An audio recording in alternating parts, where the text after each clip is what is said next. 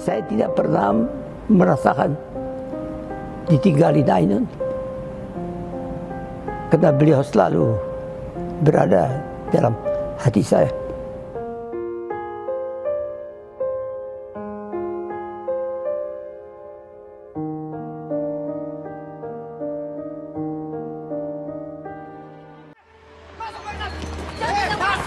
Saya bisa jalan sendiri, Makan. Woi, makan! Perasaan sentimental perempuan yang dibalut oleh indera perasa yang lebih tajam dari laki-laki membuat ilmu kedokteran tidak cocok bagi mereka. Siapa yang bilang kamu gagal? Ya jangan pernah merasa gagal. Itu jalan kamu menuju menjadi seseorang yang bermanfaat bagi orang banyak. kamu dan segala Belajarlah dengan baik. Jadilah insinyur, dokter. Kalian adalah masa depan. aku kini Bagaimana rasanya jadi minoritas yang dikagumi? Sudah berapa banyak wanita yang Anda raih seperti ini? Jangan-jangan Anda, mahasiswa yang menginspirasi seluruh mahasiswa di Universitas Tua ini, membuat PPA. Ainun, selamat ulang tahun. daripada kehilangan dirimu. Maukah kamu menerima keseriusanku? Baharudin Yusuf Habibie atau lebih dikenal sebagai B.J. Habibie bukan sekedar seorang presiden. Ia adalah simbol kecerdasan, dedikasi, dan cinta yang tulus pada tanah air. Lahir di kota Parepare, Sulawesi Selatan pada 25 Juni 1936. Habibie tumbuh sebagai anak keempat dari 8 bersaudara dalam keluarga yang religius dan menjunjung tinggi nilai-nilai keislaman. Sejak kecil, Habibie telah menunjukkan kecerdasan luar biasa. Ia dibesarkan dalam suasana penuh kehangatan dan kedisiplinan oleh orang tuanya, sang ibu Raden Tuti Marini Puspowardojo, seorang dokter spesialis mata asal Yogyakarta, dan ayahnya Alwi Abdul Jalil Habibie, seorang ahli pertanian dari Gorontalo. Namun hidup tidak selalu mudah. Ketika Habibie berusia 14 tahun, sang ayah meninggal dunia. Sejak saat itu, sang ibulah yang menjadi pilar kekuatan keluarga. Habibie melanjutkan pendidikan ke SMAK Dago Bandung sebelum menempuh kuliah di Institut Teknologi Bandung yang saat itu merupakan bagian dari Universitas Indonesia. Namun hanya 1 tahun di ITB, Habibie mengambil keputusan besar melanjutkan pendidikan ke Jerman. Tahun 1955, dengan biaya pendidikan dari ibunya, ia berangkat ke Jerman.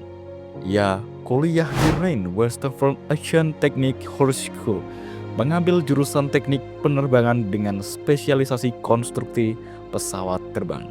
Motivasinya, sebuah pesan dari Bung Karno, bangsa besar harus menguasai teknologi, terutama di bidang maritim dan dirgantara. Di Jerman, Habibie bukan hanya belajar teori. Ia terjun langsung ke dunia industri, menghadap kerasnya hidup di negeri orang.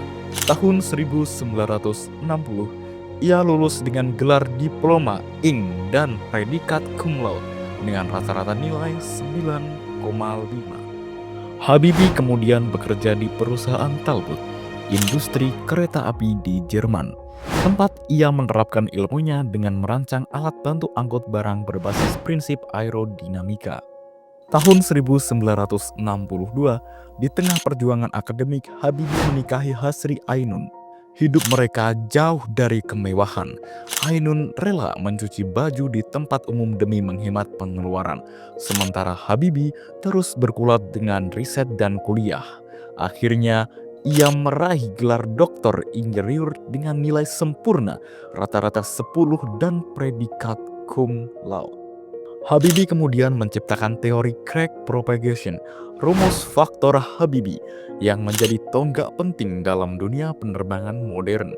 Teori ini memungkinkan perhitungan retakan mikro pada struktur pesawat terbang hingga pada tingkat atom. Inovasi ini meningkatkan keselamatan dan efisiensi konstruksi pesawat. Tahun 1973, Habibie dipanggil pulang oleh Presiden Soeharto untuk memajukan teknologi Indonesia. Ia memimpin lembaga industri pesawat terbang Nurtanio yang kemudian menjadi Industri Pesawat Terbang Nusantara (IPTN) dan kini dikenal sebagai PT Dirgantara Indonesia. Habibie memimpin pengembangan pesawat andalan seperti CN-235 dan N-2130.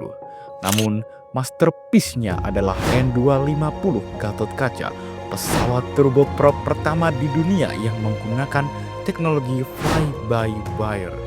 Reputasinya mendunia.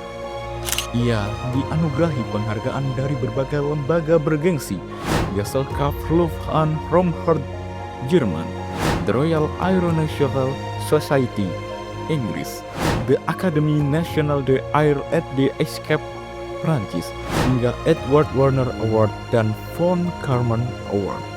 Karir politik Habibie dimulai pada 1978 saat diangkat sebagai Menteri Negara Riset dan Teknologi. 2 dekade kemudian, tepatnya Maret 1998, ia ditunjuk menjadi Wakil Presiden mendampingi Soeharto. Namun, tidak lama setelah Orde Baru runtuh, Habibie resmi menjadi Presiden Republik Indonesia yang ketiga. Habibie menjabat di masa paling krusial, krisis ekonomi, reformasi, dan kerusuhan nasional. Namun, ia tidak tinggal diam. Ia menggalang kepercayaan internasional, mengadakan referendum damai di Timur Timur, dan melahirkan kebijakan penting seperti Undang-Undang Otonomi Daerah, Undang-Undang Anti Monopoli, dan pembebasan tahanan politik Orde Baru. Meski masa jabatannya singkat, hanya dari Mei 1998 hingga Oktober 1999, keputusan beraninya meletakkan dasar penting bagi demokrasi Indonesia hari ini. Setelah tak lagi menjabat, Habibie tetap aktif melalui Habibie Center dan menjadi penasihat di Partai Golkar. Ia terus menyumbangkan pemikiran dan visi demi kemajuan bangsa. Namun, kisah Habibie tak lengkap tanpa menyebut Ainun. Ia adalah mata saya untuk melihat kehidupan, ujar Habibie. Selama 48 tahun pernikahan, Ainun adalah pendamping setia. Namun, pada 22 Mei 2010, Ainun wafat karena kanker ovarium. Kehilangan itu begitu dalam, hingga Habibie menulis buku Habibie dan Ainun yang kemudian difilmkan dan menginspirasi jutaan orang. B.J. Habibie meninggal dunia pada 11 September 2019. Ia pergi sebagai ilmuwan, teknokrat, presiden. Namun lebih dari itu, ia adalah simbol semangat, cinta, dan pengabdian sejati untuk Indonesia. Tanpa cinta, kecerdasan itu berbahaya, dan tanpa kecerdasan, cinta itu tidak cukup. B.J. Habibie telah memberi teladan tentang bagaimana mencintai ilmu bangsa dan keluarga. Warisannya abadi dalam sejarah dan dalam hati rakyat Indonesia.